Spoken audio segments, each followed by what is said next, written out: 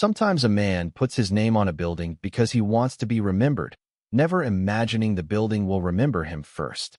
The silver letters of Caldwell Children's Hospital caught the late morning sun like polished blades of light, stretching across the glass entrance above a line of white roses, camera tripods, and smiling donors in navy suits.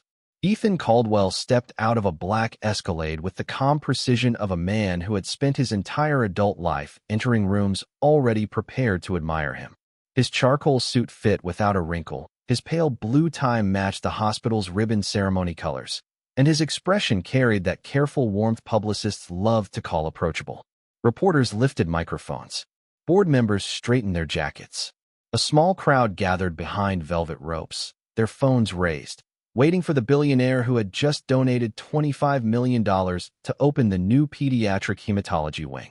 Ethan raised one hand, not too high, just enough to offer the cameras a clean image. Flashbulbs clicked softly against the hospital windows. Somewhere inside, behind all that glass and money, a child laughed, and the sound slipped through the automatic doors before they closed again. Ethan heard it, but only for a second.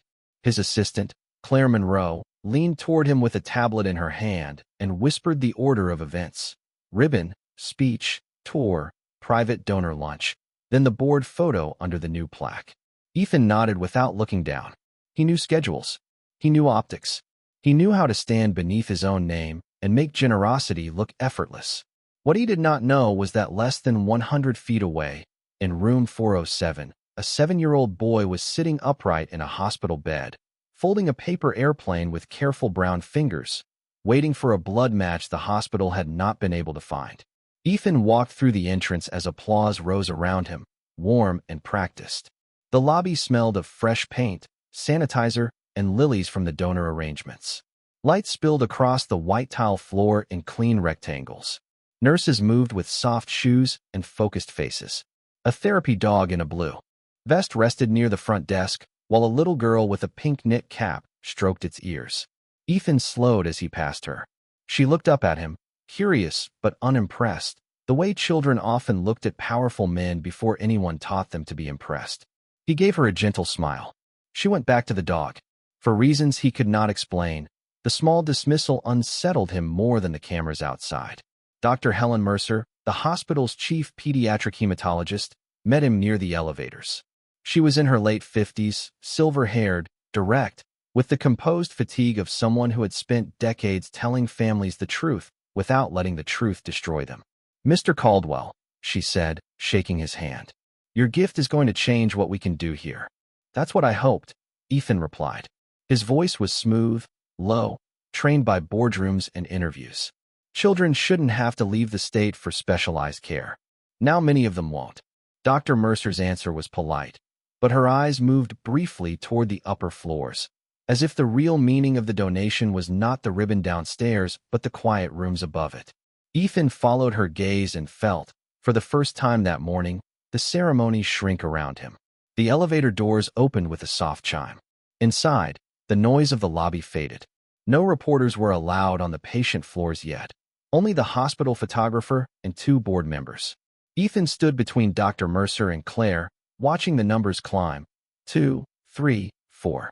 His reflection stared back from the brushed steel doors, clean-shaven, controlled, expensive. He had built Caldwell Medical Systems from a family manufacturing company into one of the most powerful medical technology firms in the country. His devices monitored hearts, mapped blood disorders, and helped hospitals move faster when minutes mattered. He understood hospitals as contracts, outcomes, innovation, and legacy. He understood them from the donor wall side. Then the elevator opened, and the 4th floor answered with a different language: the hush of blankets, the beep of monitors, the squeak of a cart turning a corner, the low murmur of a mother praying. Beside a window, Ethan's posture changed almost imperceptibly. His shoulders softened. No camera captured it. The hallway was painted with murals of clouds, rockets, sea turtles, and bright yellow suns that looked too cheerful for the fear living underneath them. Dr. Mercer led him past the new infusion bays, explaining how the donation would fund upgraded equipment, family rooms, and an emergency registry for rare blood cases. Ethan listened, asked the correct questions, and nodded at the correct moments. But near the end of the hallway, he noticed a door half open. Room 407. A boy sat on the bed inside, a thin blanket pulled over his legs, a paper airplane resting on his lap. His skin was warm brown, his curls cut short, his face serious in the way some children become serious when adults speak too softly around them. He pressed one fold into the paper, then looked up. Ethan stopped walking. Not slowed. Stopped. The boy's eyes were gray-green, an unusual shade that seemed almost silver in the hospital light. Ethan knew those eyes. He had seen them in old Caldwell family portraits, in his father's face, and every morning in his own mirror. The boy frowned slightly, studying the man in the hallway, and the frown hit Ethan with such quiet force that his breath caught before he could hide it. It was not resemblance, not exactly. It was recognition arriving before reason. Dr. Mercer had taken 2 more steps before she noticed he was no longer beside her. "Mr. Caldwell?" she asked softly. Ethan did not answer at first. The boy lifted the paper airplane and gave it one small test glide across the bed. It dipped, landed near the blanket's edge, and the child's mouth tightened with the same stubborn disappointment Ethan remembered from photographs of himself at 7 years old. Behind Ethan, the hospital photographer lowered his camera, sensing the moment had changed without understanding why. Claire leaned closer. "Sir." Ethan blinked, as if pulled back from deep water. "Who is he?" he asked.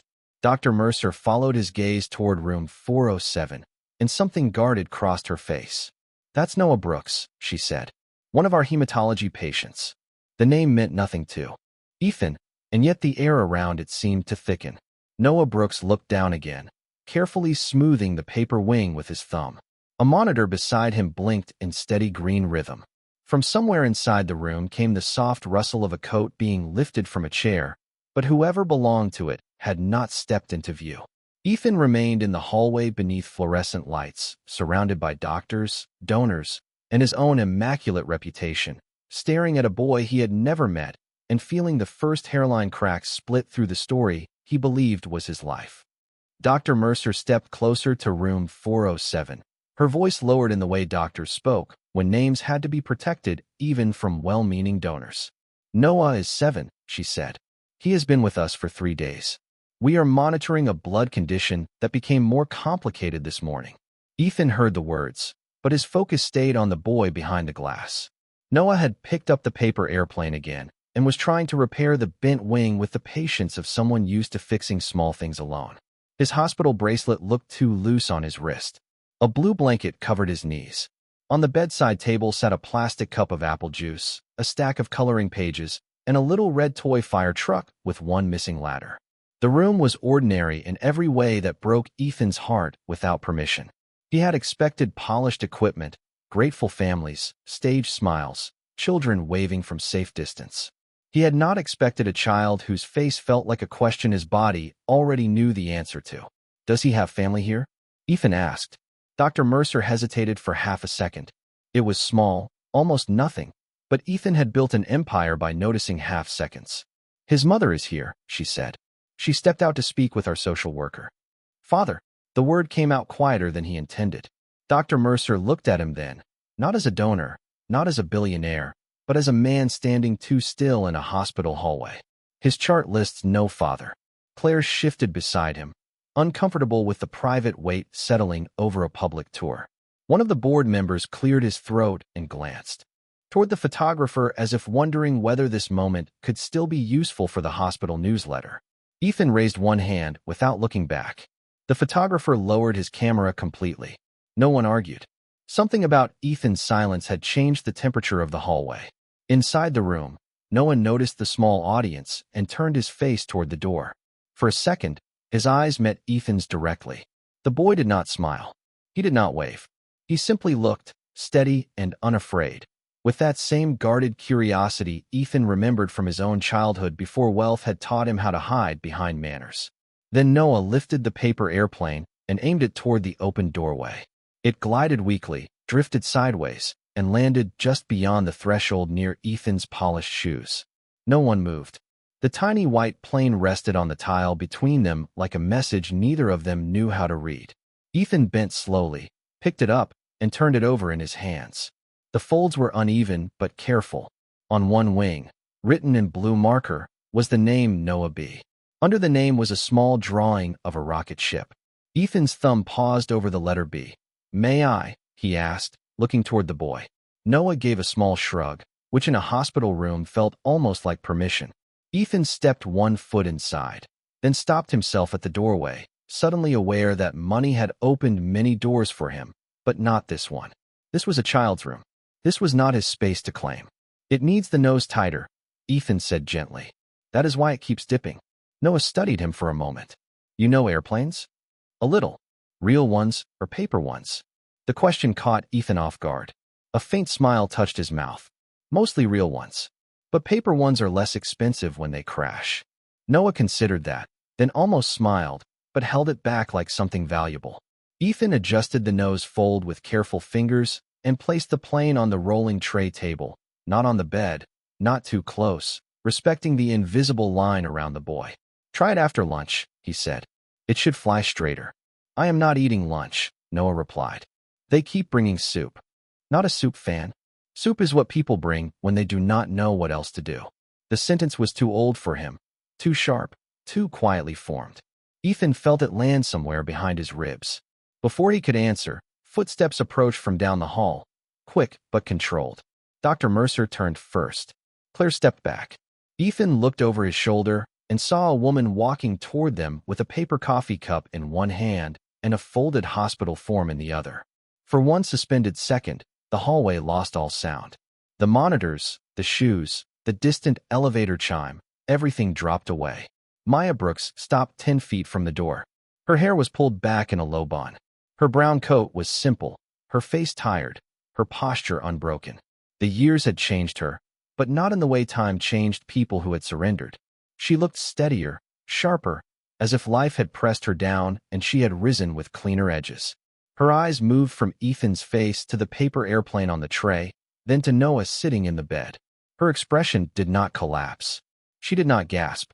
She did not ask why he was there. She only walked past Ethan into the room and placed one hand on her son's shoulder.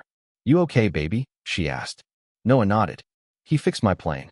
Maya's fingers tightened once, gently, against the blanket near Noah's arm. Ethan heard his own heartbeat then, slow and heavy. Maya finally turned toward him. There was no anger spilling out of her, no performance for the doctor, no trembling demand for recognition. Her calm was worse. It had walls. "Mr. Caldwell," she said, and the formal sound of his name from her mouth cut deeper than any accusation. Ethan took one step back from the doorway. Maya. Her name came out like something he had lost in a locked room and had just found breathing. Dr. Mercer looked between them, understanding enough to become still. Noah looked up at his mother. "You know him?" Maya did not take her eyes off Ethan. "I used to," she said. The fluorescent lights hummed above them. Ethan stood beneath them with the paper-thin remains of his certainty tearing quietly apart, while the boy in the bed looked from one adult to the other, waiting for a truth everyone else seemed afraid to say. Noah looked from his mother to Ethan with the quiet suspicion of a child who had learned that adults often carried more secrets than medicine. Maya brushed one thumb over the edge of his blanket, smoothing a wrinkle that did not need smoothing, and the gesture said more than her face allowed. She was not surprised enough. That was what shook Ethan most. She had known there was a chance this day could come, maybe not in this hallway, maybe not beneath the bright hospital lights with his name on the wall downstairs, but somewhere, somehow, she had prepared herself to stand between Ethan Caldwell and the boy in the bed. Dr. Mercer cleared her throat softly. "Maya, may I speak with you outside for a moment?" Maya did not move at first. Her eyes stayed on Ethan, measuring distance, risk, history. "Is this about the registry?" she asked. "Yes," Dr. Mercer said. "And the last compatibility update." The word compatibility changed the air. Noah shifted against his pillows. "Did they find somebody?" His voice was small but steady, and every adult in the room became careful at once. Maya turned back to him with a calmness Ethan could tell had been practiced through many hospital mornings. "Dr. Mercer is still checking, baby." "That means no. That means she is working hard." Noah nodded, but his fingers closed around the edge of the paper airplane, bending the wing Ethan had just fixed. Maya noticed and gently touched his hand. "Do not ruin your aircraft, Captain Brooks. You still have to test it." For the first time, Noah gave a real smile, quick and faint, but it changed his entire face. Ethan felt the impact of it almost physically. It was the kind of smile that appeared before a child remembered the room he was in. Then it vanished, and Noah looked older again. Maya followed Dr. Mercer into the hallway, leaving the door open only a few inches. Ethan stepped back to give them privacy, but not far enough to escape the sound. He should have left. He should have returned to the tour, smiled beside the mural, delivered the speech his communications team had approved. Instead, he stood near the nurse's station, his hands still, his pulse loud in his ears. Dr. Mercer held a tablet against her chest. The regional search came back negative. We have checked every available unit within 400 miles. There are 2 possible donors out of state, but neither can be cleared fast enough. Maya closed her eyes for one breath. Only one. When she opened them, they were dry. What about the National Registry? Still pending, but Noah's profile is more complicated than just blood group. Ethan heard Dr. Mercer lower her voice further. He is AB negative with a rare KEL antigen combination. We need a close match to reduce risk. This is why we asked again about family history. Maya's jaw tightened. Ethan's body went cold in a way the hospital air could not explain. AB negative. Rare KEL profile. The phrase moved through him like a key turning in an old lock. He had heard those words before, not in a hospital hallway, but at private family physicals, in the Caldwell medical file his mother guarded like a financial statement. His father had carried the same rare marker. Ethan carried it too. It was the reason he had been told since college to keep an updated medical card in his wallet. The reason his mother had once insisted that Caldwell blood was difficult to replace.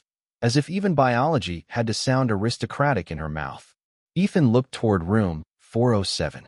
Noah was trying to send the paper airplane from one hand to the other without letting it fall. His bracelet slid down his wrist again. Maya's voice came lower, firmer. There is no one else listed. Dr. Mercer did not push, but her silence had weight. Maya, I have to ask one more time because time matters. Is there any possibility of a biological relative we do not know about? The hallway seemed to narrow around Ethan. Claire stood several feet away, frozen with the tablet against her side. The board members had drifted toward the elevator, uneasy and forgotten. Maya looked past Dr. Mercer then, directly at Ethan. Not accidentally. Not with shock. With the exhausted anger of a woman watching a truth arrive 7 years late in an expensive suit. Ethan could not breathe normally. Maya, he said, barely above a whisper. She turned away from him, but the motion was not escape. It was control. Not here, she said. Not in front of my child. My child. The words were not cruel. They were a fence. Ethan deserved the fence. Dr. Mercer looked between them, and the doctor in her understood faster than the hospital administrator ever would. Mr. Caldwell, she said carefully. Do you know your blood type and extended antigen profile? Ethan did not answer right away. He reached into the inside pocket of his jacket and removed a slim black wallet. His fingers, usually so exact, felt strangely distant as he pulled out the laminated emergency medical card he had carried for years without thinking about it. He handed it to Dr. Mercer. She read it once. Then again. Her face changed, not dramatically, but enough. The professional calm remained, yet beneath it something urgent began to move. Maya saw the change and gripped the hospital form in her hand until the paper creased. No, she said quietly, though no one had asked a question. Ethan looked at her. Maya, do not say my name like this is some miracle written for you. Her voice was low enough to keep Noah from hearing, but every word landed clean. He has been sick for weeks. I have been filling out forms, answering questions, sleeping in chairs, and praying beside machines you paid for, but never had to sit beside. So do not stand here and make this about your shock. Ethan took the words without flinching because every one of them belonged to her. Dr. Mercer held the card in both hands. Maya, if Mr. Caldwell is willing, we can run an immediate compatibility screen. We would still need full clearance, but this may be the closest potential match we have seen. Maya's eyes flashed with pain, not weakness. She looked through the narrow opening of the door at Noah, who had set the plane on his tray and was watching a cartoon without sound. The bright colors moved across his face while the adults in the hallway stood at the edge of a decision too large for the corridor. Ethan stepped forward, then stopped himself before crossing into her space. Test me, he said. Maya did not look at him. You do not get to buy your way into his life with one good deed. I know. You do not know anything. Then let me start with what I can do right now. The fluorescent lights hummed overhead. Downstairs, a crowd still waited for Ethan Caldwell to cut a ribbon and speak about legacy. Upstairs, a boy with his eyes needed blood no one else could find. Ethan looked at Maya, then at the door, and for the first time that day, perhaps for the first time in years, there was no camera, no strategy, no polished answer waiting inside him. There was only the quiet, terrifying possibility that his legacy was not on the wall at all. It was sitting in room 407, holding a paper airplane, waiting for someone to show up. Dr. Mercer moved first, because medicine did not have the luxury of standing still for the past to catch up. She handed Ethan's card to a nurse at the station and spoke in a calm, clipped voice that made everyone around her straighten. Immediate compatibility screen for Mr. Caldwell. Full antigen panel. Mark it urgent. The nurse nodded and disappeared down the corridor with the card, as if carrying something far heavier than plastic. Ethan remained where he was, his hands open at his sides, no longer looking like the man who owned the cameras downstairs. Maya watched him with a stillness that had taken years to build. She had imagined seeing him again before. In the grocery aisle, across a courthouse lobby, on a television screen with another woman beside him. In every version, she had known exactly what she would say. But none of those versions had included her son in a hospital bed, and none of them had included Ethan holding the one possible match between Noah and a safer night. We need consent for the screening, Dr. Mercer said gently. From him, Maya replied. Not from me. Ethan looked at her. I consent. The words were simple, almost too small for the moment. He signed the form on a clipboard beside the nurse's station, his signature losing its usual sharp control halfway through the C in Caldwell. Claire stood nearby, her face pale, but she said nothing. The donors waiting downstairs could wait. The ribbon could wait. The name on the building could wait. A phlebotomist arrived and guided Ethan into a small consultation room across from Noah's door. He sat in a vinyl chair beneath a poster of cartoon planets and rolled up his sleeve. Through the glass panel, he could still see part of room 407, just the foot of Noah's bed and Maya's coat draped over a chair. The room smelled like alcohol wipes and paper gowns. Ethan stared at the floor while the technician worked with quiet efficiency. The tiny pinch barely registered. His mind had already gone 7 years backward, to a rainy evening outside a charity benefit in Chicago, when Maya Brooks had stood under a black umbrella wearing a green dress and laughing at something he had said. Back then, she was a community health coordinator with a voice that could calm a room without asking permission. She had challenged him on the cost of his company's equipment in public, then stayed afterward to tell him exactly how many clinics were being priced out of care. He had expected flattery. She had handed him data. He had loved her honesty before he understood what loving her would cost him inside the Caldwell world. The technician pressed gauze to his arm. All done, Mr. Caldwell. Ethan nodded, but he did not rise immediately. Outside the room, Maya stood with Dr. Mercer, listening to instructions with one arm folded across her body. She looked tired in a way sleep could not fix. Not weak. Never weak. Tired from carrying decisions alone, while people with easier lives called her strong. Ethan stepped back into the hallway. How long? He asked. Initial screen can return within the hour, Dr. Mercer said. If it looks promising, we move quickly, but we still follow every safety protocol. Maya looked toward Noah's door. He is going to ask what is happening. Tell him what you feel is appropriate, Dr. Mercer said. He trusts you. Ethan heard that clearly. Not the hospital. Not the donor wall. Not the man with his blood type. Noah trusted Maya. That was the center of the room. Ethan was only weather at the edges. Maya pushed the door open and returned to her son. Ethan stayed outside, close enough to see, but not to intrude. Noah looked up from the silent cartoon. Mom, why is everyone whispering? Maya sat on the edge of the bed and adjusted the blanket over his knees. Because hospitals are full of people who think whispering makes kids less curious. Noah gave her a look. That is not an answer. A faint smile touched her face, and Ethan felt the ache of seeing how well she knew him, how she could meet a child's fear without feeding it.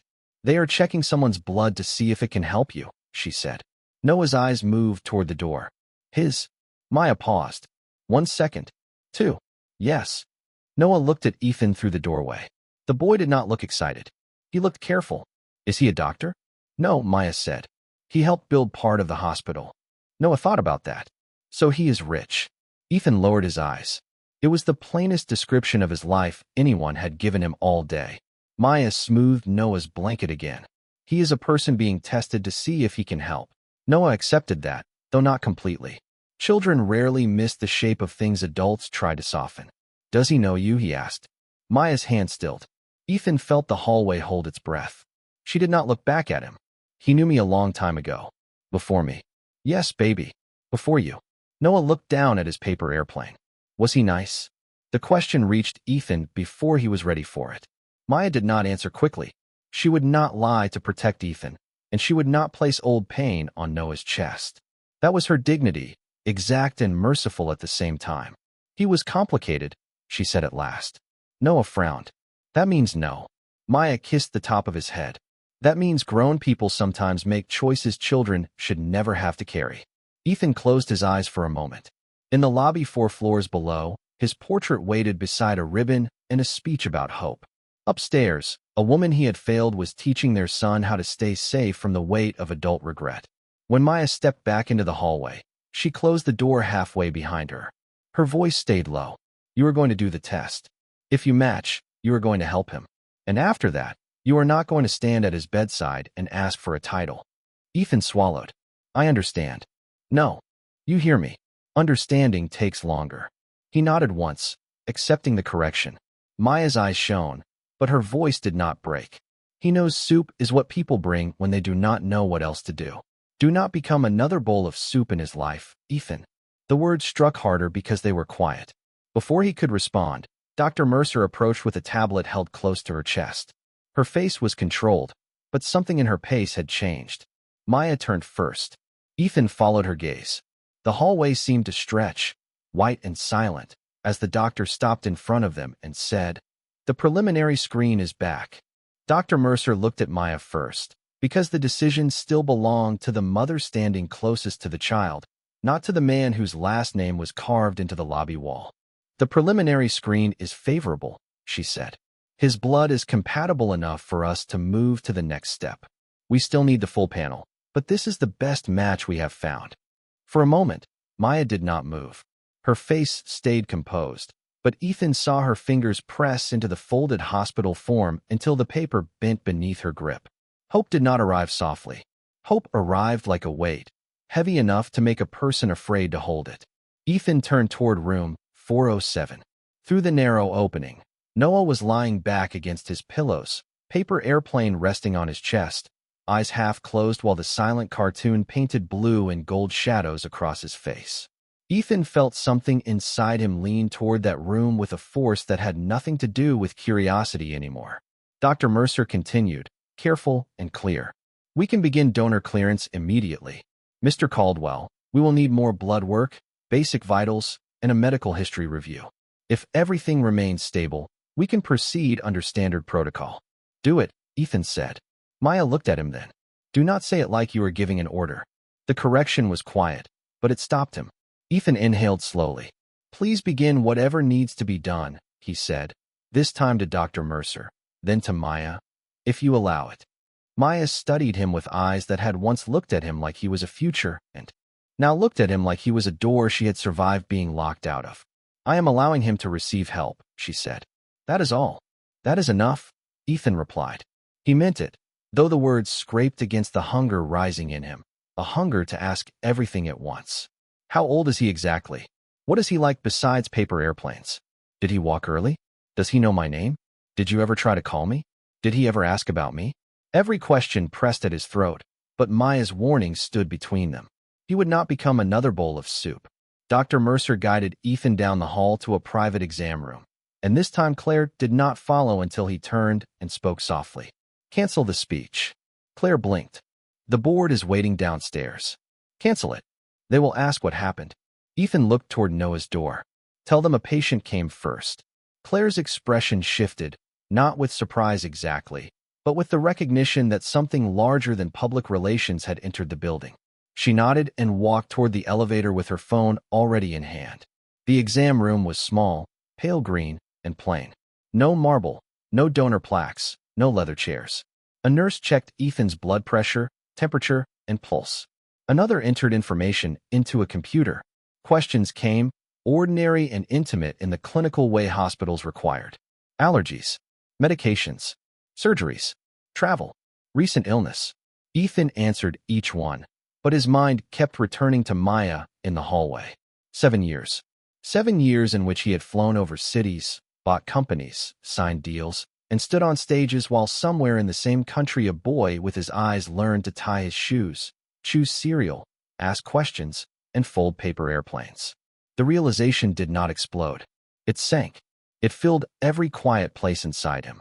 When the nurse stepped out, Ethan sat alone for less than a minute before the door opened again. Maya stood there. She did not enter fully. She kept one hand on the doorframe, holding the boundary even with her body. "Noah wants to know if the rich man is sick too," she said. Ethan almost smiled, but the tenderness of it hurt. "What did you tell him?" "I told him you are being checked so you can help safely." She looked at the bandage on his arm from the earlier draw. He asked if helping hurts. Ethan's voice softened. "What did you say?" "I told him helping can feel uncomfortable, but it should never make someone feel unsafe." The sentence carried more history than Noah could have known. Ethan lowered his gaze. "Maya, I am sorry." Her eyes did not warm. "Not here." He nodded. "Okay. Not while my son is waiting to find out whether this works. Not while I am still deciding how much truth he can carry today. Your apology might matter later, but right now it is noise." Ethan accepted that because she was right. The old Ethan might have defended himself, explained the pressure, named the people who had interfered before he had proof of anything. This Ethan sat in a child-sized hospital chair and understood that explanation was not the same as repair. Maya stepped 1 inch farther into the room. If this goes forward, Noah does not need a hero. He needs calm. He needs adults who do not make promises they cannot keep. "I will not promise him anything today." "Good. But I will stay available for whatever Dr. Mercer needs." Maya looked at him for a long moment, and beneath the guardedness he saw exhaustion, fear, and the kind of love that had stood watch for years without applause. "That is the first useful thing you have said." Then she turned to leave. "Maya," Ethan said gently. She stopped but did not turn around. He chose his next words with care. "Does he know anything about me?" The hallway light edged her face in white. "He knows some people are absent because they choose to be, and some are absent because the truth was kept from them." Ethan went still. Maya finally looked back. "I never taught him to hate you. Do not make me regret that." The door closed softly behind her, leaving Ethan alone with the steady hum of the room, the fading sound of her footsteps, and the first clear understanding that blood might open a medical door, but only truth, patience, and humility could open the one Maya had spent 7 years protecting. The full clearance took Ethan through another series of small rooms, each one quieter than the last, until the ceremony downstairs felt like something happening in another city. A nurse gave him water, a doctor reviewed his medical history, and Dr. Mercer explained each step with the steady patience of someone who knew urgency did not excuse carelessness. Ethan listened carefully, but Maya's last words kept circling inside him. "Some people are absent because they choose to be, and some are absent because the truth was kept from them." He had spent 7 years believing Maya chose silence. He had built that belief into something solid enough to stand on. She had left. She had cut contact. She had wanted no part of the Caldwell world. That was the version he had been handed, and like a coward dressed as a businessman, he had accepted it because it made moving forward easier. Now, sitting beneath a humming fluorescent light with a hospital bracelet around his own wrist for donor tracking, he saw the shape of that lie for the first time. It had been too clean, too convenient. 7 years earlier, Maya had not disappeared slowly. She had vanished overnight after the Caldwell Foundation Gala in downtown Chicago, the same night Ethan's mother had pulled him into a private room lined with mahogany shelves and told him Maya had come looking for money. Grace Caldwell had been dressed in winter white that evening, pearls at her throat, her silver hair swept into a perfect knot. She had held a manila envelope between 2 fingers like it carried something distasteful. "She is not who you think she is," Grace had said. Ethan remembered the sound of rain striking the windows behind her. He remembered his own champagne glass untouched on the side table. "What are you talking about?" he had asked. Grace had handed him printed messages, screenshots, a typed statement from Victor Hale, the family's legal advisor, claiming Maya had requested a private settlement to stay away from Ethan before the company's public offering. There had been no signature from Maya. Ethan noticed that now. Back then, he had noticed only the words his mother wanted him to see. Financial pressure, reputation concerns, agreed distance, no further contact. He had refused to believe it at first. He had called Maya from the hallway, but the number went straight to voicemail. He had sent a message. No answer. Another call. Nothing. By midnight, Victor had appeared beside him with the grave expression of a man paid to make cruelty sound responsible. Some people enter powerful families for access, Victor had said. The cleanest thing you can do is let this end before it becomes public. Ethan had hated him for saying it. Then he had hated Maya for making the sentence possible. By morning, his mother told him Maya had left Chicago. By the next week, his assistant said Maya's email bounced back.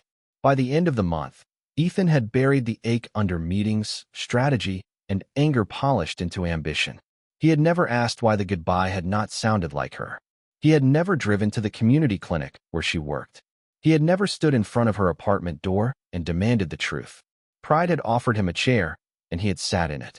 Across the hospital floor, Maya was living with the cost of that choice.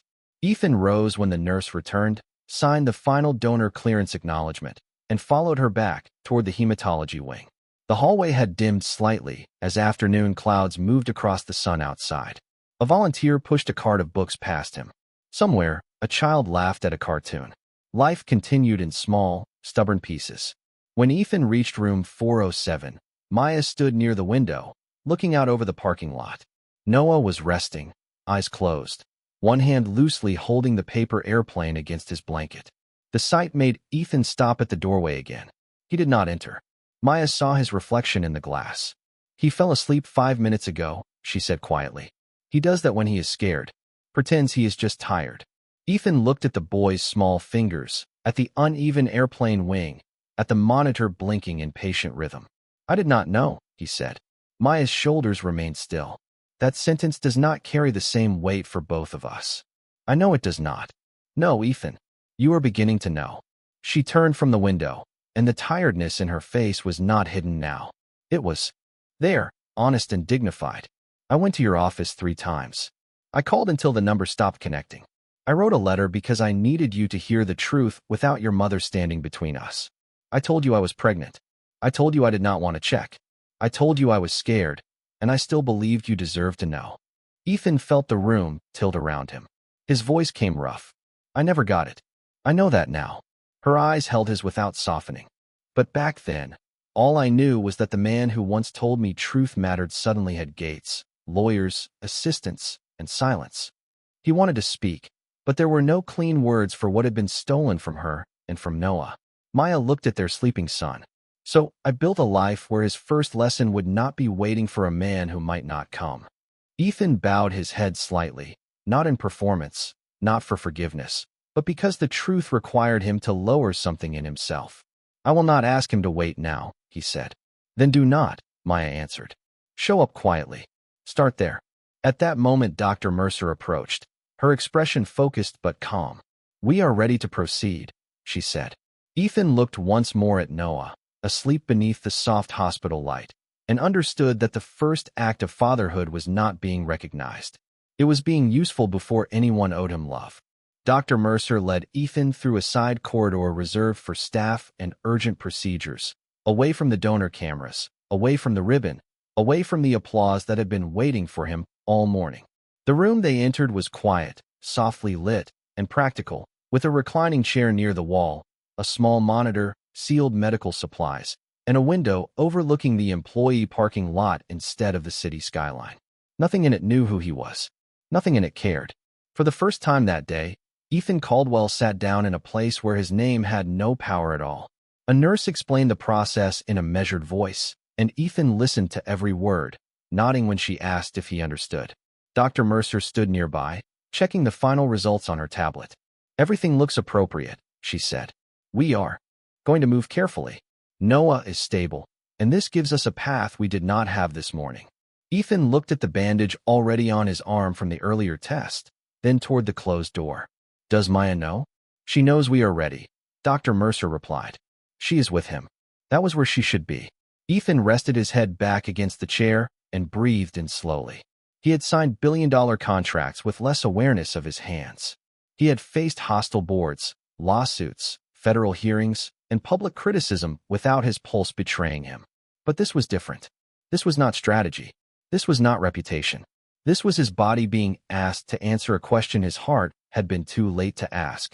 The nurse moved calmly beside him, preparing what needed to be prepared without drama, without fear, without making the moment bigger than the child it was meant to help. Ethan appreciated that. There was dignity in competence. As the procedure began, he looked at the ceiling and let the steady rhythm of the room pull him inward. He thought of Noah's paper airplane, the serious little frown, the way he had asked whether helping hurt.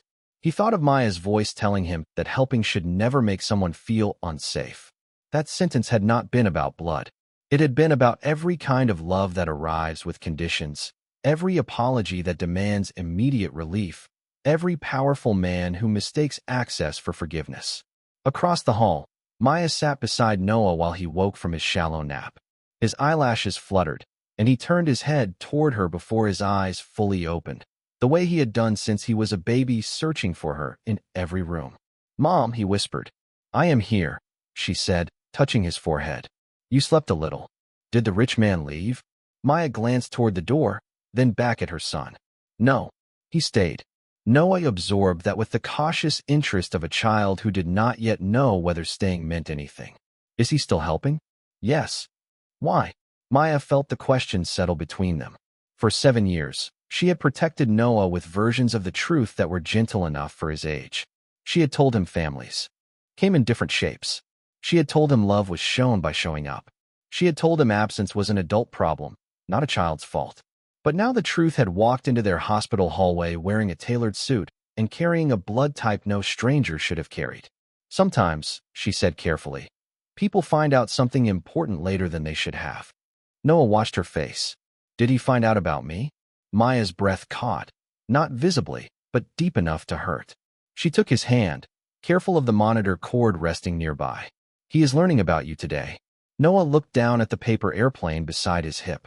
"That is weird." A small smile touched Maya's mouth. "It is very weird. Do you like him?"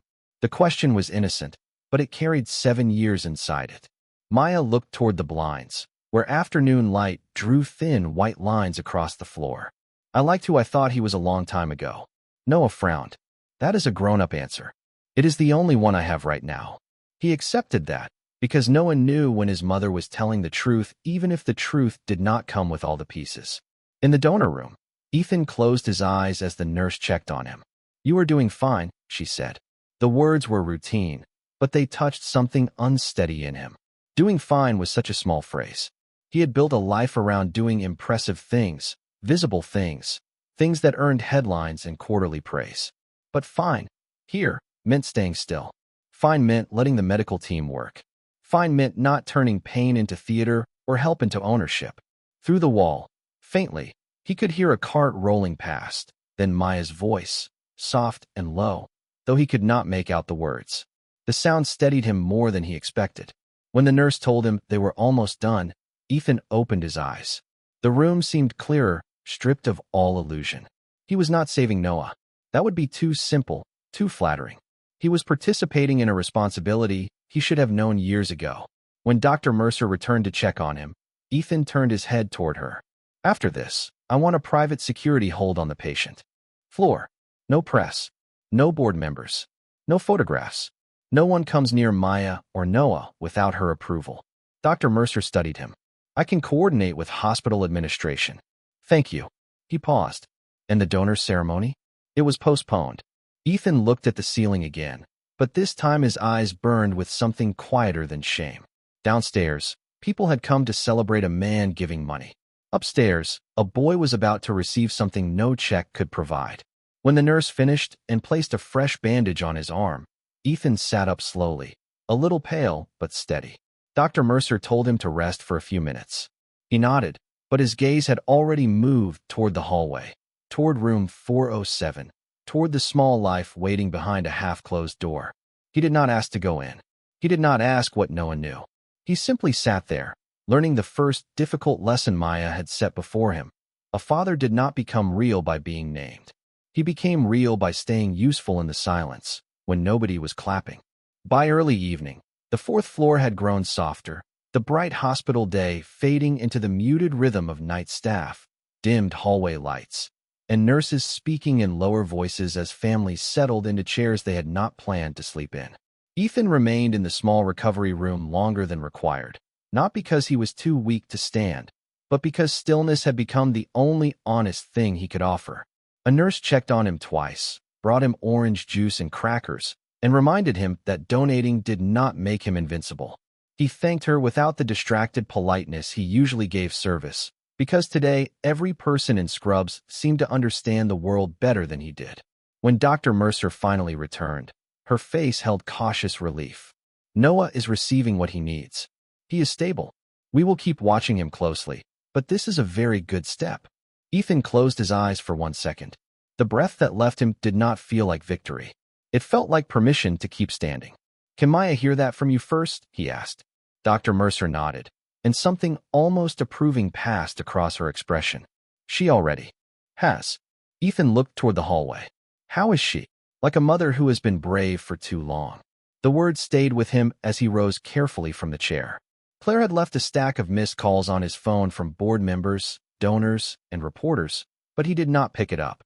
Instead, he walked slowly back toward room 407 with Dr. Mercer beside him. Near the nurse's station, 2 security staff members stood discreetly by the elevator, following the privacy hold he had requested. No cameras, no visitors, no polished statements. For once, Caldwell Money was doing something quiet. Maya stood outside Noah's room with both hands wrapped around a paper cup of coffee that had gone cold. The hallway light rested on her face, revealing the exhaustion she had refused to show her son. She looked at Ethan as he approached, then looked away before either of them could turn the moment into something too large. "Dr. Mercer said he is stable," she said. "Yes. Thank you for helping him." The words were careful, not warm, not forgiving, but real. Ethan felt their value because Maya did not hand out unearned softness. "You do not have to thank me. I know." She took a slow breath. "I said it because he needed help, and you gave it." Ethan nodded. The silence between them was no longer empty. It had shape now, filled with unsaid questions, 7 years of absence, and a sleeping child on the other side of the door. "May I sit out here?" he asked. Maya looked at him then, truly looked, as if searching for the demand hidden beneath the request.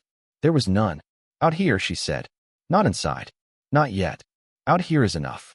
He sat in the chair across from Noah's door, the kind of vinyl hospital chair that made every hour feel longer. Maya remained standing at first, then slowly sat 2 seats away from him, leaving space wide enough for all the history between them. Through the partly open blinds, Ethan could see Noah's profile against the pillow. His eyes were closed, his breathing even, the paper airplane resting on the table where Maya had placed it for safekeeping.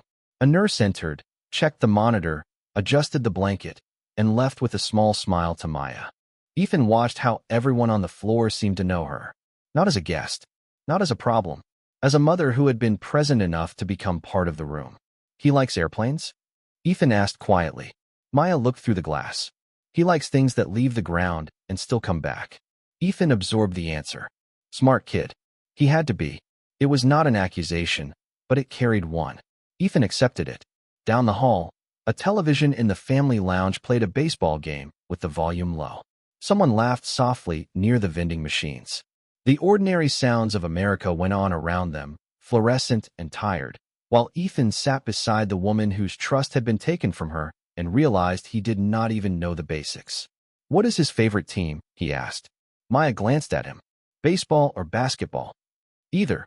Chicago Cubs for baseball because he liked the Bear logo when he was 4. Golden State Warriors for basketball because he thinks shooting from far away is more dramatic." A faint smile touched Ethan's mouth. "That sounds like a very 7-year-old reason."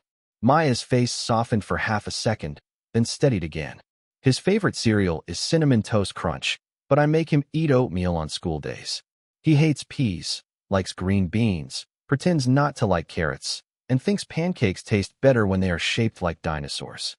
Ethan listened as if she were reading from a sacred document. Each detail was tiny, almost laughably ordinary, and each one proved how much he had missed. "Thank you," he said. Maya turned her coffee cup slowly in her hands. Do not collect facts about him like evidence for a case. Ethan looked down. That is not what I meant to do. I know. I am telling you before you learn the wrong way. He nodded. Then tell me the right way. Maya's eyes stayed on Noah. The right way is patience. The right way is not asking him to fix what adults broke. The right way is remembering that he is not a symbol, not a second chance, not a Caldwell heir, and not a story for your family to manage. He is Noah. He is a boy who likes dinosaur pancakes and paper airplanes. Start there. Ethan looked through the glass at the sleeping child and felt the first clear outline of the road ahead. It would not be dramatic. It would not be quick. It would be made of oatmeal, quiet chairs, school mornings, medical appointments, and learning how to be near without taking over. Inside room 407, Noah stirred slightly and opened his eyes. Maya stood at once, but Noah was not looking at her. His gaze moved through the glass and found Ethan in the hallway. For a moment, neither of them moved. Then Noah lifted 2 fingers in a small, tired wave. Ethan did not rush to the door. He did not stand like a hero. He simply raised his hand and waved back, slow and gentle, accepting the smallest welcome as if it were the greatest gift he had ever been given. By the next morning, the story had begun to move without permission. It started as a whisper near the lobby coffee stand, then became a question at the front desk, then a phone call from a local business reporter who had been waiting since the canceled ribbon ceremony and did not like being sent home with no explanation. By 8:30, 2 vans sat across the street from the hospital entrance, their satellite dishes angled toward a gray Chicago sky.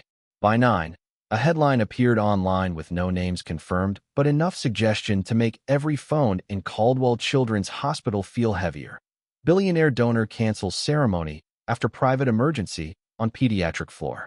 Ethan saw it on Claire's tablet before she had the chance to hide the screen.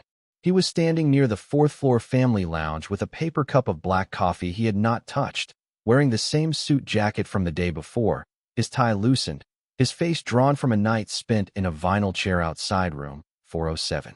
Claire looked apologetic and exhausted. I tried to contain it, she said. The board is nervous. Reporters are asking whether the donation is being reviewed, whether there was a medical incident, whether you had a personal emergency. Ethan's eyes stayed on the tablet. Who leaked the patient floor? Claire hesitated. We do not know. He looked up then. Claire had worked for him for 6 years. She had seen him angry, controlled, impatient, even cold. But this was different.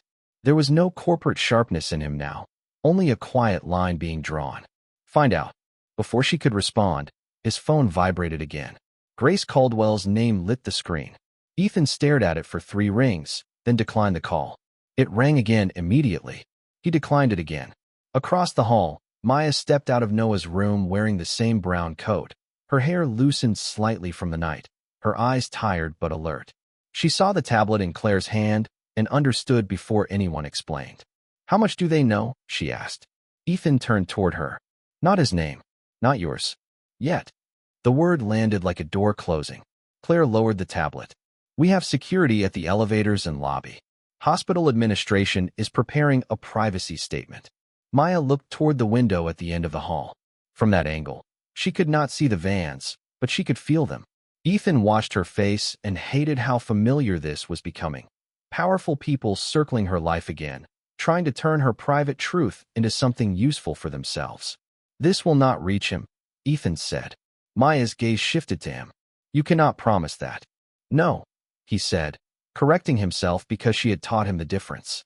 I can act like it matters. She studied him for a second, then nodded once. It was not trust. It was permission to try. Downstairs, in a glass-walled conference room near administration, Victor Hale arrived before anyone invited him. He wore a navy overcoat, silver glasses, and the polished expression of a man who considered every crisis a marketable asset. Ethan found him there 20 minutes later, standing beside the hospital president, while 2 communications staff members looked trapped behind laptops. Victor smiled as if they were meeting before a board dinner. Ethan, thank goodness. I have been trying to reach you. Your mother is concerned. Ethan closed the conference room door behind him. Why are you here? Victor lifted both hands slightly. Because this is moving fast, and unmanaged stories become dangerous stories. The press already knows there was an incident. They will connect the rest soon enough. We need one clean statement, human, Generous, controlled. Something about your commitment to pediatric care and a private family matter. The word family made the room colder. Ethan walked to the head of the table, but did not sit. There is no statement about the child. Victor's smile thinned. You may not have that luxury. His name does not leave this floor. Ethan, be practical. If the boy is who I suspect he is, silence will look like concealment. You can either let strangers write this story, or you can own it. Ethan heard the old language clearly. Own it. Manage it. Control it. The same language that had swallowed Maya 7 years ago and called it self-protection. He is 7 years old, Ethan said. He is a patient. He is not a headline, not leverage, not a redemption campaign.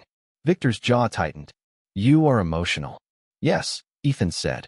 Finally, the room went still. The hospital president looked down at the table. Claire stood near the door, holding her breath. Victor lowered his voice. Your mother needs to speak with you before you make decisions that affect the family. Ethan stepped closer, not loudly, not dramatically, but with the clean force of a man who had stopped outsourcing his conscience. My mother does not decide who gets protected today. Neither do you. Victor's eyes flickered. For the first time, the old fixer looked uncertain. Ethan turned to the hospital president. Issue a privacy statement. No names. No relationship language. No mention of me beyond the postponed ceremony. Any staff member who speaks to media about a patient faces immediate review under hospital policy. Security stays on the 4th floor. The president nodded quickly. Understood. Victor opened his mouth, but Ethan was already looking at him again. And you are not to go near Maya Brooks or her son. Victor's face went pale around the edges. Maya is here? The question was too quick, too revealing. Ethan felt the past shift beneath his feet. You knew her name before I said it. Victor said nothing. In that silence, 7 years of missing calls, blocked doors, and a letter that never arrived seemed to step into the room and take a seat at the table. Ethan's voice dropped. Leave the hospital. Victor adjusted his glasses with fingers that had lost their confidence. You should be careful. I am being careful, Ethan said. For the first time, I am being careful with the right people. When Ethan returned to the 4th floor, reporters were visible through the far window, small figures gathered near the entrance below. Maya stood beside the glass, holding Noah's paper airplane in one hand while he slept inside the room. She did not ask what happened. Ethan stopped beside her, leaving space between them. No statement, he said. No names. No photographs. Victor is gone. Maya's eyes remained on the street below. He was there? Yes. Her fingers tightened around the paper airplane, but her voice stayed even. Of course he was. Ethan looked at her profile, at the calm that kept costing her more than anyone knew. He knew your name before I said it. Maya closed her eyes for one breath, then opened them. Then maybe the truth is finally tired of being buried. Inside room 407, Noah shifted under his blanket, safe for the moment, unaware that outside his door the adults who had failed, protected, hidden, and survived were beginning to face the cost of every silence that had brought them there. The afternoon settled over the hospital with the gray patience of early winter, pressing soft light against the windows, while the 4th floor held its breath around room 407. Noah slept longer than he had all morning, his face turned toward the door, one hand curled near the paper airplane Maya had placed back on the tray table. Dr. Mercer said rest was good. Rest meant his body was accepting help. Rest meant the night ahead looked less frightening than the one behind them. Maya accepted the update with a nod, but Ethan saw how her shoulders lowered only after the doctor walked away, as if relief was something she allowed herself to feel only when no one needed her. He remained near the hallway window, phone in hand, staring at the unanswered calls from Grace Caldwell. 7 missed calls. 3 messages. One text that said, "We need to handle this before it becomes irreversible." The word handle made his jaw tighten. 4. Most of his life, Grace had handled things. She handled donors, reporters, family disputes, board concerns, uncomfortable relationships, and anything that threatened the Caldwell name. Ethan had once mistaken her control for love. Now he wondered how many truths had been polished into silence before they ever reached him. Claire appeared from the elevator with a sealed folder pressed against her chest. I found the archived legal packet from 7 years ago, she said quietly. Victor's office sent a digital copy after I told them you requested it. He marked it confidential, but you are still the principal. Ethan took the folder but did not open it immediately. Maya watched from outside Noah's room, her expression guarded. "What is that?" she asked. Ethan looked at the folder as if it could burn through his hands. "The file Victor created when you disappeared." Maya gave a small, humorless breath. "When I was removed." The correction landed cleanly. Ethan nodded. "When you were removed." He did not ask her to come closer. He did not ask if she wanted to see it. He simply walked to the small family consultation room beside the nurse's station and left the door open. Maya followed after a moment. Not for him, but for the truth that had carried her name without her consent. Inside, the room was plain, with beige walls, a round table, 4 chairs, and a box of tissues placed in the center, like hospitals expected every conversation to break someone. Ethan opened the folder. The first pages were familiar. Typed summaries, internal notes, dates, call logs that looked official enough to fool a man who wanted a reason to stop hurting. Then he saw it. A scanned copy of a handwritten envelope addressed to him, his name written in Maya's careful script. The original letter had been logged as received by Caldwell Family Council. It had never been forwarded. Ethan's fingers stopped on the page. For several seconds, he could not lift it. Maya stood across from him, perfectly still. "That is my handwriting," she said. Her voice had no drama in it. Only fact. Ethan turned the page. The letter was there, photographed and filed like evidence in a case no one had allowed him to. "Here." He read the first line, and the room seemed to lose air. "Ethan, I am writing because I have tried calling you, and I do not know what else they have blocked." His throat tightened. He read further, each sentence quiet and devastating. Maya had told him she was pregnant. She had told him she did not want money. She had told him she would raise the baby if he chose absence, but she needed to know the choice came from him and not from people standing around him. She had ended the letter with one sentence that made Ethan sit down before his legs decided for him. "Please do not let our child become another decision made in a room I was not allowed to enter." Maya looked away, not because she was weak, but because hearing old pain read in the present made time fold in cruel ways. Ethan placed the letter on the table with both hands. "I am so sorry," he said, but even as the words left him, he knew they were too small. Maya did not reject them. She simply did not reach for them. "I was 26 years old," she said softly.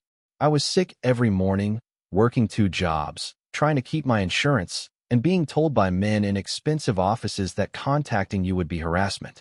They made me feel like my truth was indecent because it was inconvenient." Ethan closed his eyes. The shame that rose in him was not loud. It was deep, spreading through every memory he had edited to protect himself. "I should have come looking for you." "Yes," Maya said. Not cruelly, not angrily, just truth. "You should have." Before he could answer, his phone rang again. Grace. This time Ethan answered and put it on speaker without asking Maya to leave. His mother's voice came through smooth and urgent. "Ethan, finally, I need you to listen to me. Whatever that woman is saying, there are things you do not understand." Maya's face changed only slightly, but Ethan saw it. That woman. 7 years had passed, and Grace still could not give her a name. Ethan looked at the letter on the table. "Her name is Maya Brooks," he said. Silence. Then Grace exhaled sharply. "This is not a conversation for a hospital hallway."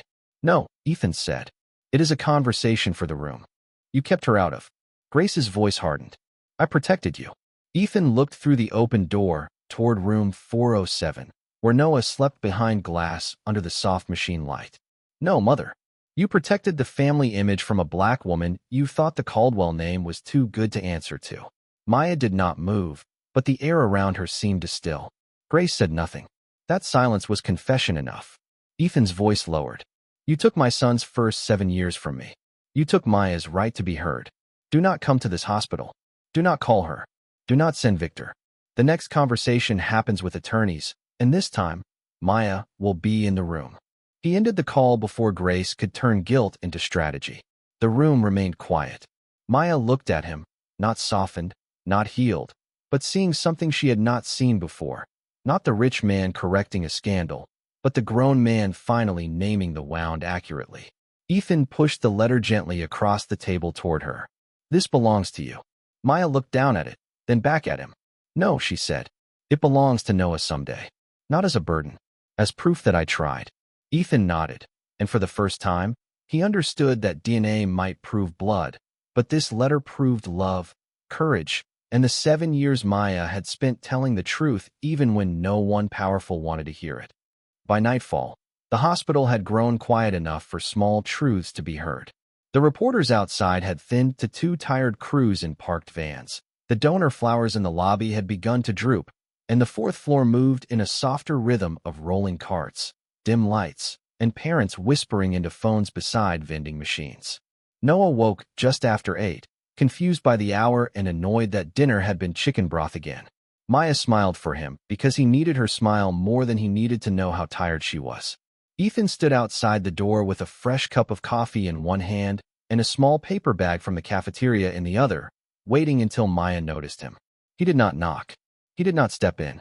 He simply lifted the bag slightly, like a man asking permission without words. Maya came to the doorway and looked at it. "What is that?" she asked. "Crackers," Ethan said. "Plain ones.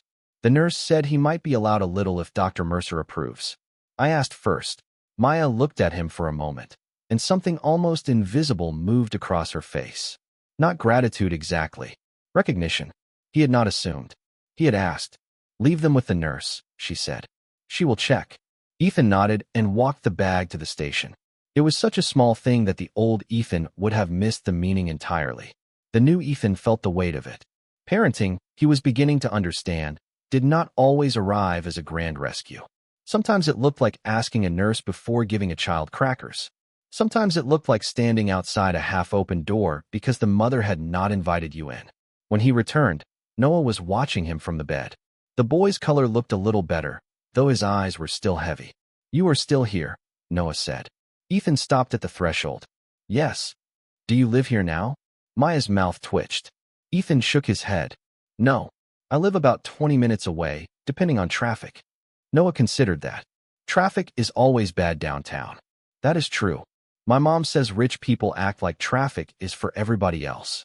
Ethan glanced at Maya, who suddenly found the blanket very interesting. "Your mom is right about a lot of things," he said. Noah seemed to approve of that answer. "Did helping make you sick?" "No. Just a little tired." "Me too. That makes 2 of us." The conversation ended there, not awkwardly, but naturally, the way children allowed silence when adults did not crowd it. Ethan stayed by the doorway until Maya gave him a small nod toward the chair inside the room, the one farthest from Noah's bed. He entered slowly and sat down, careful not to move anything, careful not to make the room his. The television played a cooking competition with the volume low. Noah watched for 3 minutes before announcing that the red team was definitely going to lose because their sauce looked like school glue. Maya laughed softly, and the sound changed Ethan more than any accusation had. He remembered that laugh from years ago, but it did not belong to his memory anymore. It belonged to this room, this mother, this child, this life she had built without him. A nurse came in with the approved crackers and a small cup of water. Noah ate 2 crackers with great seriousness, as if testing whether the hospital could be trusted again. Ethan watched quietly, learning the details Maya had told him not to collect like evidence, but to receive like responsibility. Noah liked to break crackers into corners before eating the middle. He watched his mother before answering questions from strangers. He hated being called brave, but he tolerated being called Captain Brooks. He preferred the blue blanket to the white one because the white one made the room feel too medical. When the nurse left, Noah looked at Ethan's bandaged arm. "Does it hurt there?" "Not much." "Can I see?" Maya looked at Ethan first. He waited for her permission, not Noah's curiosity alone. She nodded. Ethan rolled his sleeve just enough to show the small bandage. Noah studied it with the solemn attention of a scientist. "Mine are cooler," he said, lifting his wrist slightly to show his own cartoon bandage. "Yours has dinosaurs," Ethan said. "That is hard to beat. You should ask for dinosaurs next time." Ethan nodded gravely. "I will remember that." Maya looked away, but not before he saw the shine in her eyes. The sentence had landed somewhere tender, because remembering was the first thing he had never been allowed to do and the first thing he now had to earn. Later, when Noah drifted back to sleep, Ethan rose without being asked. "I will be outside," he whispered. Maya followed him into the hallway and closed the door halfway behind her. For a while, neither of them spoke. Then she said, "He does not need everything today." "I know." No tests explained. No family names. No pressure. I know. She looked through the glass at Noah. But he noticed that you stayed. Ethan's breath caught quietly. Maya did not soften the truth, but she did not hide it either. That does not mean he understands. It does not mean he is ready. It just means he noticed. Ethan nodded, and this time he did not ask for more. Across the hallway, the family lounge television flickered over empty chairs. Outside, Chicago traffic moved under wet streetlights. Ethan sat back down in the vinyl chair near room 407, his expensive shoes planted on hospital tile, his phone turned face down, his old life waiting unanswered in his pocket. Inside the room, Noah slept beside his paper airplane, and Maya stood guard as she always had. Ethan did not try to enter the center of their world. He stayed at the edge, learning the shape of it, one quiet detail at a time. Morning came pale and quiet over Chicago, washing the hospital windows in a soft silver light that made the fourth floor feel less like a place of fear and more like a place where people had survived the night. Noah woke before Maya did, though she was still sitting upright in the chair beside him with one hand resting near his blanket, her body trained to rise at the smallest change in his breathing.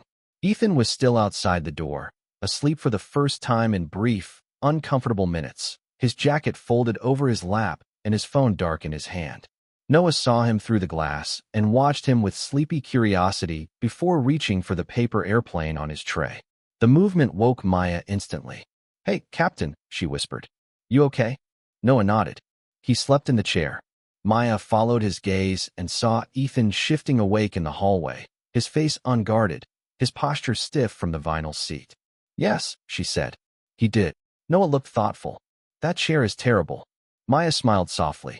"It is. Why did he not go home?" The question had no accusation in it, only the clean honesty of a child counting facts. Maya brushed a curl back from his forehead. "Because he wanted to stay close in case the doctors needed him again." Noah looked back through the glass.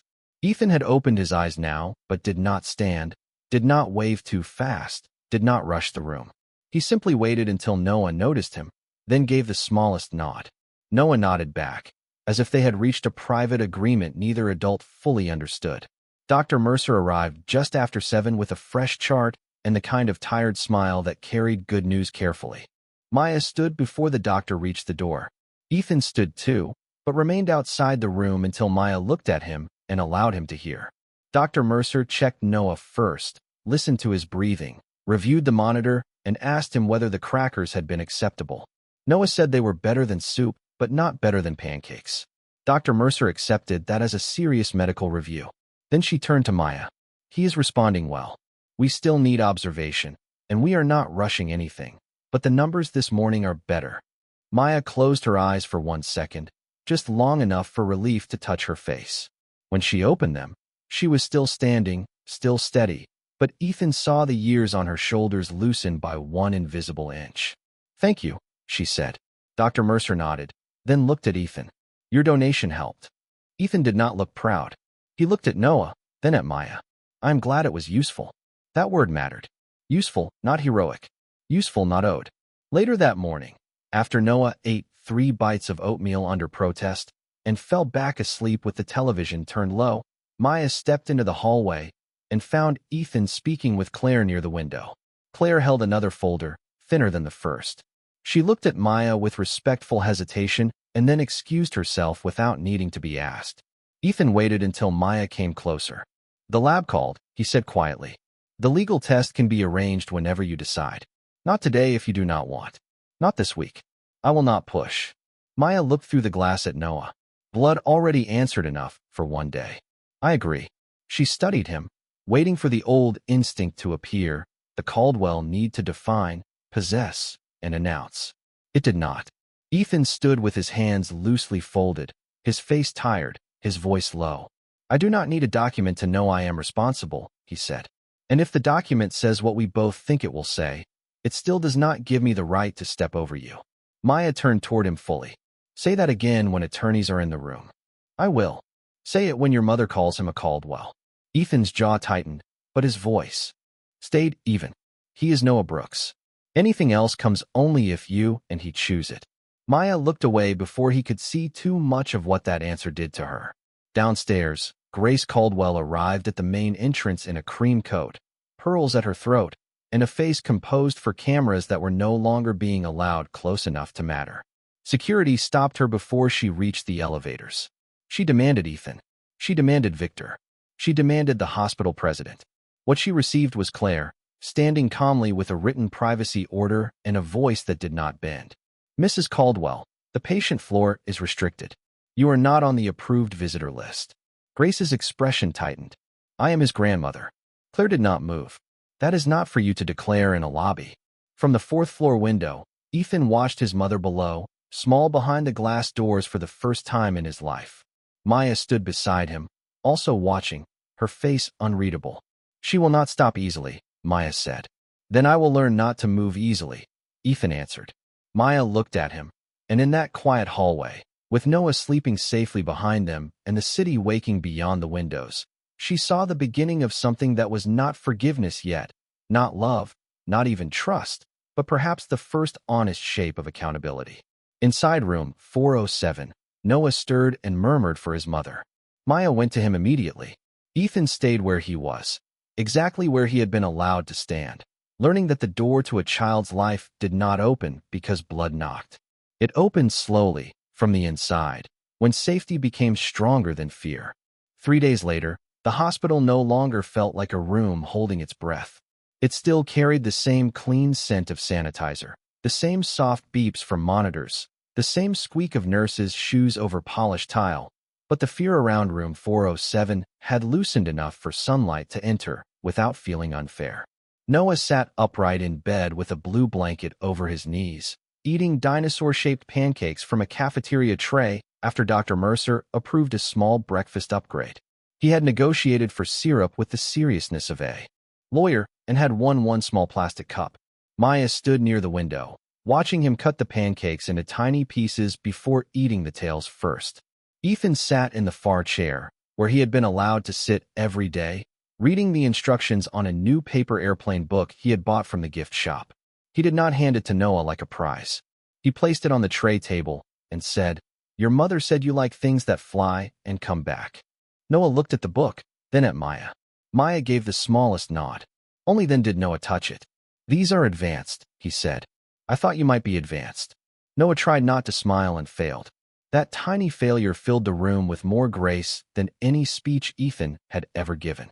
Later that morning, the DNA results arrived in a sealed hospital envelope. Not dramatic, not thunderous, just paper placed gently into Maya's hands by Dr. Mercer in the family consultation room. Ethan stood across the table, waiting, not reaching for anything. Maya opened it first. Her eyes moved over the page once, then again. Her face did not break. It settled. 7 years of truth, dismissed and delayed, finally had ink, numbers, and a place no one could argue away. She slid the paper across the table. Ethan read the result and lowered his head. Noah was his son. The fact entered him without triumph. It entered like responsibility, heavy, sacred, late. "Maya," he said, then stopped himself, because the old apology wanted to rise again, and she had already told him apologies were not the work. He looked up. "Thank you for keeping him safe." Maya's eyes softened only enough to show she had heard him. "I kept him loved," she said. "Safe was harder." Ethan accepted the difference. "Then I will spend the rest of my life making safe easier, without asking you to pretend it was easy before I arrived." She folded the paper carefully. "That is the first promise I might allow you to keep." By noon, Grace Caldwell's attorney had called twice. Victor Hale had sent one formal message, and Ethan had answered neither directly. Instead, his legal team received one instruction in writing.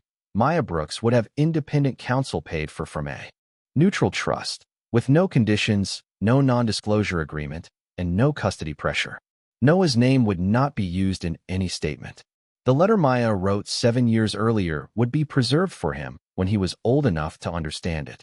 Grace would not be granted access until Maya agreed and Noah felt safe. It was the first time Ethan used Caldwell power not to control a story, but to stop control from touching it. That evening, the postponed donor event was replaced by something smaller. No ribbon, no ballroom lighting, no crowd pressed against velvet ropes.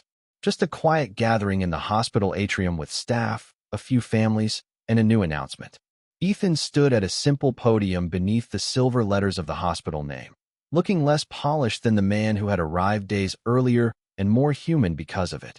Maya stood near the back with Noah beside her in a soft gray hoodie, his hospital bracelet still on his wrist, and his paper airplane book tucked under one arm. Ethan did not look at the cameras. There were none inside. "This hospital does not need my name as much as children need access," he said. "So today, we are creating a national rare blood support fund for pediatric patients and their families. It will cover testing, travel, emergency registry expansion, and parent lodging. No child should wait because the right match is too hard to find. No mother should have to fight paperwork alone while her child sleeps upstairs." His voice held steady, but Maya heard the tremor beneath it. Everyone who mattered did. When the brief gathering ended, there was no applause at first, only a quiet silence that felt like respect. Then Noah tugged gently on Maya's sleeve. "Can I show him the new plane?" Maya looked down at her son, then across the atrium at Ethan, who was speaking softly with Dr. Mercer near the side doors. She thought of locked offices, unanswered calls, the letter in Victor's file, the nights she had whispered courage into a baby who had no idea how much truth surrounded his crib. Then she looked at Noah's hopeful face and understood that dignity was not the same as keeping every door closed forever. "You can show him," she said. Noah walked across the atrium, not running, not rushing, just moving with a careful little bravery that made Ethan turn before the boy reached him. "Ethan," Noah said, holding up the folded plane. "This one is supposed to glide 20 feet. Ethan crouched slightly, so he was not towering over him. "That sounds like a serious aircraft." Noah nodded, then glanced back at Maya, who stood beneath the warm atrium light watching them both. He looked at Ethan again. "If it crashes, you can help me fix it." Ethan's eyes burned, but he smiled gently. "I would be honored." Noah placed the plane in his hands, and for one quiet second, the whole hospital seemed to fade around them. It was not forgiveness. It was not a perfect ending.